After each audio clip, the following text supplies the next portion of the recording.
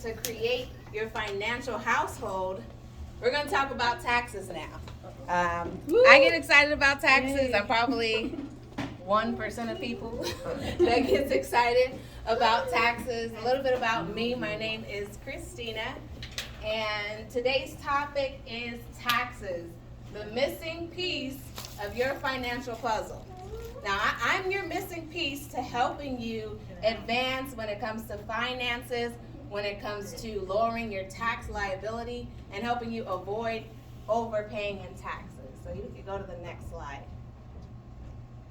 Again, my name is Christina Martin. I am a licensed tax professional in the state of California, and I also prepare returns all across the U.S. I am a remote service provider because my clients are all over, and I own my own business, so I'm a part of that, 0.5% of women who own a business. And that company is Tax Tactics, which is an IRS approved tax firm, which is in Lancaster. I own 2 businesses, so I'll just give another highlight. My other company, CTM Connections, is a tax and business compliance firm. So if you are looking to form your business, establish your LLC, S Corp, C Corp, I'm the person to come to, because I redo so many formations. I realize the need of my services, and so I just take away the guesswork when it comes to starting your business and being in a position where you can elevate and scale your business very quickly. All right, so you go to the next slide.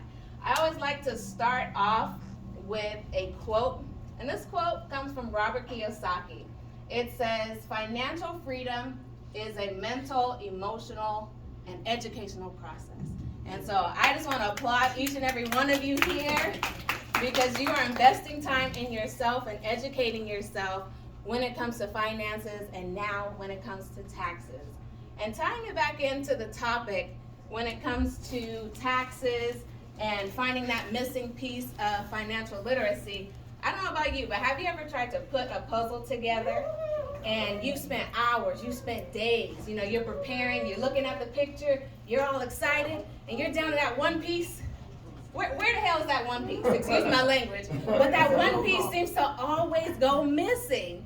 And I love the fact that I am that missing piece for so many taxpayers when it comes to structuring their return to where they are avoiding overpaying in taxes. So let's talk a little bit more about taxes. I'm just going to keep it digestible for everybody here today because it can be boring. So I'm just going to reference the cash flow quadrant. My girlfriend Cuddy, she already broke it down on how you make the money, but I want to just let you know that the way you earn the money determines how you're going to be taxed. So for the employees, you have a scale, 10% upwards to 37%.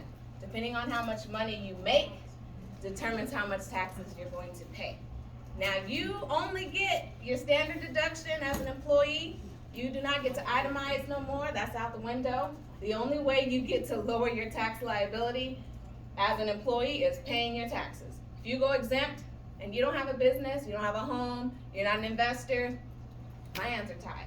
I need you to get on over to the self-employed at minimum as an employee for me to help you. And with the self-employed side, that is meaning that you are maybe like a sole proprietor. You are offering a service that you are putting on a name tag and saying, hey, I'm no longer Christina Martin making income. I am Christina Flowers, right? And I offer floral designs. And that is something that I do in addition to make money.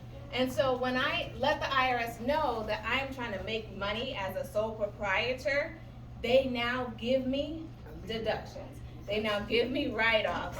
And so that's going to lower the taxes that I did not pay as the employee, to lower my liability and get a refund potentially, Maybe you're used to owing, and a lot of my clients, especially over the last 3 years, starting from 2018, they've just been owing, and each year it's getting more and more. They owe more and more and more.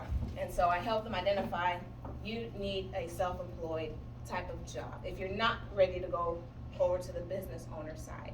So let's talk about that.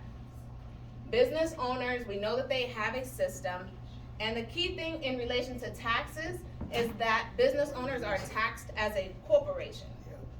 So in the difference here from S to B, here as an S, self-employed person, you're getting taxed on the scale, the 10% to 37%. Thank you. But you also get taxed a second time for self-employment tax, 15.3%. I don't know about y'all, I don't like being taxed once, and I for sure am not gonna intentionally position myself to get taxed twice. So what I do is, I form a corporation. That's in the form of an LLC. That's in the form of an S Corp or a C Corp. And when I have that business entity, I am bypassing those double taxes that I just explained. Are y'all still with me? Am I talking too fast? No. Okay. We're gonna switch over to investor, which is the last section. Investors get taxed on capital gains. So capital gains are typically on two spectrums. We have the short-term taxes, and then you have the long-term taxes. And that's really boiled down to how long you've held that investment and how you're gonna be taxed. Now, just a tip for you to note, if you're doing any investing, if you can hold your investment for a minimum of a year and get within the first bracket of long-term investment taxes, you don't pay any taxes. So a lot of people, especially people who are getting on Robinhood and buying stocks here, buying stocks there, you're frivolously buying and selling, and you don't know no strategies, and then you bring the documents to me. I'm like, you held it for a month. Come on, what? You got scared? No, this is long term. So you want to keep those things in mind when you are earning money, and also knowing how you're going to be taxed. You can go to the next slide. Thank you. So this is not going to be very visible on this wall, but I wanted to highlight these two forms, knowing that there will be some parents in the crowd, and letting you know some 2021 tax forms to make sure you're utilizing if it applies to you. The first form is the 2441. So this is a form that you would use if you are paying child care costs out of pocket. So this applies to you if you are looking for work, if you are at work, or you are working within your business. If you paid a child care facility, then that child care facility will give you a end of the year document letting you know how much you paid for child care for that child. And that's reported on here. And this is a tax write-off for you as an employee. So remember how I said employees, you're limited. You only got so many things you can pull from. You want to definitely tap in and use this 2441 form. Now let's say you did not send them to KinderCare, but you paid Auntie Betty, right, to watch your child. Auntie Betty's expense that you had to pay, you can put on this form. Now we're gonna need her whole government name, whether it's Betty Johnson, okay, we're gonna need to know who she is. We're gonna need to know her social, her address and telephone number, so that you can benefit from this form. Well, and that's, I don't know if you guys just caught what she said. She said Auntie Betty may not want to give you that information because she's trying to make money on the side. Now, it's going to benefit Auntie Betty on her side because she's going to be under the self-employed category, and she'll be able to write off her phone bill, maybe the gas she spent, maybe the meal she had to buy for babysitting. So that's where you get into tax planning. And tax planning is something you do during the tax year. So that when you file, your return is more favorable and is more of an asset for you. Okay? The other form is the 8812. This is a newer form associated to the child tax credit. So that was something that was given out between July. I wish you was my tax lady because I had a problem with that too. Okay. Yeah. I could still be the tax I lady. had a problem. Let's do some tax planning, you know, and prepare for 2022. So for the child tax credit, it was from July to December. You were getting some monthly stipends to assist with child care costs. And there was a letter, the 6419, and that letter outlined what you received, and you want to make sure you give that to your tax person, or if you're doing your own return, make sure you reference that letter, 6419, so you enter the right information. Because one, if you did not receive the money that you were supposed to, this is how you claim it. If you received the money that matches the letter, then you're just confirming, yes, I received it, and you've already collected the money, so there's not gonna be added in as a refund. Any questions on these two forms before I move forward?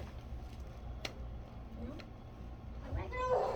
I want to invite you to another workshop that's coming up. This one is gonna be virtual. And the cool thing is it's me and my sister. We are guest speakers and facilitators for Best Start AV, and they decided to have us, that makes sense. My computer, God bless it, it hasn't been on the charger. However, with this financial workshop, you'll be able to register online through Eventbrite and pick whichever session you'd like to go to. If you do attend all four, you'll get a certificate of completion for financial literacy. And we will maybe get to the last slide, which is more information on how you stay connected. I am on Instagram at Christina the Advisor. Both businesses do have Instagram pages. This is a QR code that you can pull out your phone and scan if you want to explore some services that I have to offer, and also set up a discovery call from this session. So thank you all for listening. Thank you all for coming and attending. Myself and Cuddy, we will stick around to answer any personal questions you may not wanted to ask in front of others. And I hope you realize that, again, the missing part to your financial puzzle is me. All right? Take care.